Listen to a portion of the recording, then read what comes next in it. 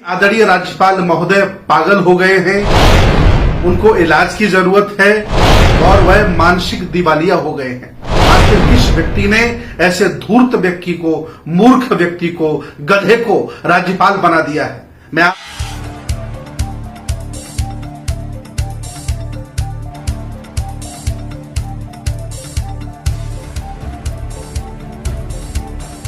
इस वक्त की बड़ी खबर आप देख रहे हैं। महाराष्ट्र के राज्यपाल भगत सिंह कोश्यारी द्वारा माता सावित्री फुले के जीवन पर अपमानजनक टिप्पणी के लेकर पूरे देश भर के बहुजनों में आक्रोश देखने को मिल रहा है।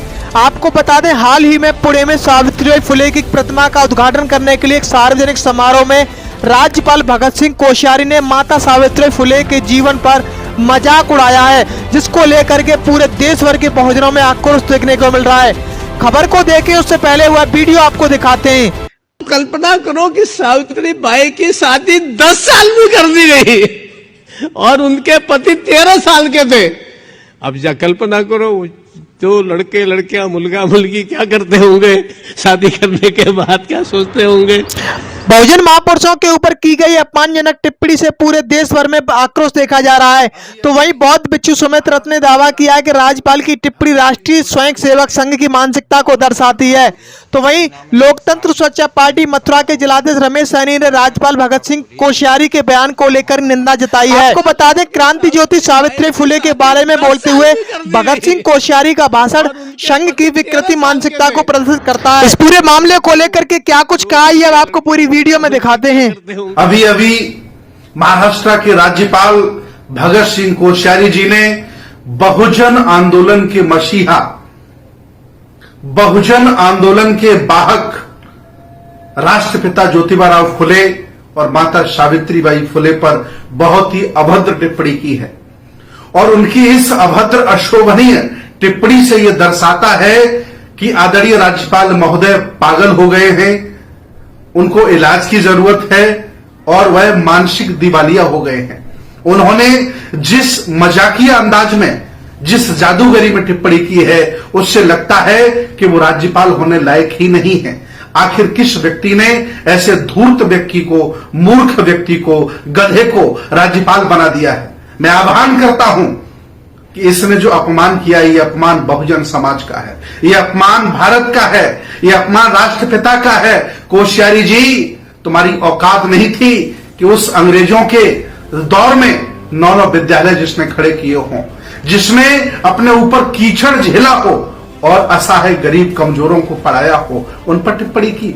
और वैसे आप उनके बचपना की टिप्पणी कर रहे हैं कि उनकी बचपन में शादी हो गई। मैं आपसे पूछता हूं, आप अपने पिता से पूछिए, आप अपनी माता से पूछिए। आपके भाई तो 11 हैं, आप 8वीं संतान हैं। आपके माता पिता की कब शादी हुई थी? जब भारत पढ़ा लिखा नहीं था, तुम्हारे गुरुकुल की वजह से, तुम्हारे ब्राह्मणवाद की वजह से, तुम्हारी अज्ञानता की वजह से, क्योंकि तुमने शिक्षा के दरवाजे बहुत लोगों के लिए बंद कर दिए थे। उस समय बाल विवाह होते थे, बचपन में शादियां हो जाती थी। ऐसी टिप्पणी करके आपने ये दर्शा दिया है कि आप मेरिट वाले नहीं हैं, थोपे गए नेता हैं, आप बनाए गए नेता हैं। वैसे कोश्यारी जी, मैं आपको बता दूं, जिस पाठशाला से आप आए हो, उस पाठशाला में कोई ऐसा महापुरुष नहीं है जो सावित्रीबाई फुले के बराबर बैठता हो, ज्योतिबा फुले के बराबर हो, जिन्होंने इतना संघर्ष करके देश को क्या नहीं दिया। आज उन पर अभद्र टिप्पणी कर रहे हो, तुम्हें शर्म आनी चाहिए, तुम्हें पानी में डूब करके मर जाना चाहिए। तुम्हारी हिम्मत कैसे हुई देश भारत को गाली देने की, बहुजन समाज को बुरा भला बोलने की? मैं आह्वान करता हूं बहुजन समाज के लोगों, घर में, मोहल्ले में, गली में, चौराहे में, बुद्ध विहार में, अंबेडकर पार्क में कोश्यारी के पुतले जलाइए। इसको एहसास दिलाइए कि तुमने बहुत गलत किया। हालांकि वो इसलिए बोल गए हैं क्योंकि वो जानते हैं कि ज्योतिबा फुले के मानने वाले, सावित्रीबाई फुले को जानने वाले इस समय बेहोश हैं, आखंड जातिवाद में डूबे हैं, अभिमानी हैं, घमंडी हैं, ये कुछ कर नहीं सकते हैं। इसलिए कोश्यारी की हिम्मत हुई अभद्र टिप्पणी करने की। कुछ भी बोलने से पहले 100 बार सोचता। अगर ज्योतिबा फुले के लोग जागरूक होते और अपने हक अधिकार के लिए देश भारत से लड़ रहे होते। वो जानते हैं जो मेरे अनाज पर पलने वाले हैं, जो महंगाई में कुछ बोल नहीं सकते हैं, जो कोलिजियम के खिलाफ नहीं बोल सकते हैं, जो अन्याय के खिलाफ नहीं बोल सकते हैं, वो अपने महापुरुषों की सुरक्षा क्या करेंगे। इसलिए इस धूर्त व्यक्ति कोश्यारी को राष्ट्रपिता ज्योतिबा राव फुले और सावित्री बाई फुले पर अभद्र टिप्पणी करने का मौका मिला, अधिकार मिला है, क्योंकि वो जानता है इनके लोग सो रहे हैं, मुर्दा हैं, मरे हुए लोग हैं। लेकिन मैं बता दूं, जिस दिन ये मुर्दा जाग गए उस दिन तुम्हें देश छोड़ के भागना पड़ेगा कोश्यारी जी। मैं चाहता हूं कि अगर आपको थोड़ी भी शर्म बची हो, इस्तीफा दीजिए और घर में जाकर के बैठिए, वहां किसी जवान बच्चे को बैठा लिए, पढ़े लिखे व्यक्ति को बैठा लिए, जो देश को समझे, भारत को समझे और भारत का धर्मनिरपेक्ष भारत, यहाँ का जो सेकुलरिज्म उसको समझे। क्या ये हिंदूवाद फैला के रखा है तुमने? देश भारत को बर्बाद करने पर आप लोग तुले हो।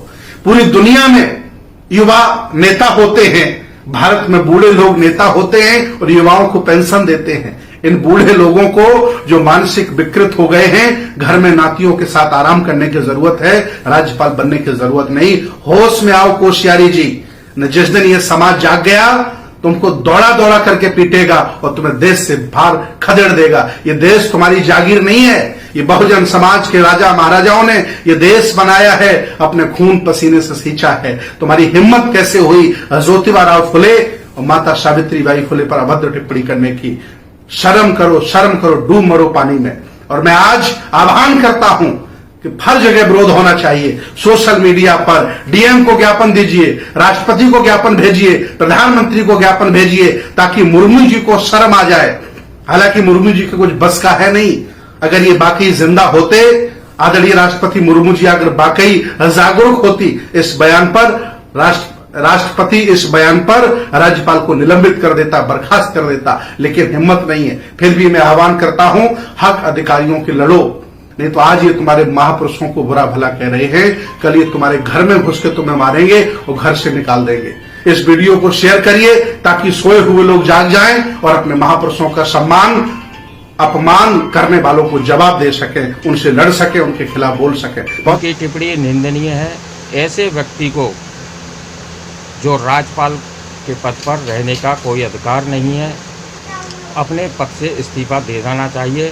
ऐसे व्यक्ति को ऐसे उच्च पद पर रहने का कोई अधिकार नहीं है। इस खबर को देखने के बाद क्या है आपकी राय? नीचे दिए गए कमेंट बॉक्स में दीजिए अपनी राय। यदि आपने हमारे चैनल को सब्सक्राइब नहीं किया है तो लाइक और शेयर करें, साथ ही यूट्यूब पर समता टुडे को सब्सक्राइब जरूर करें।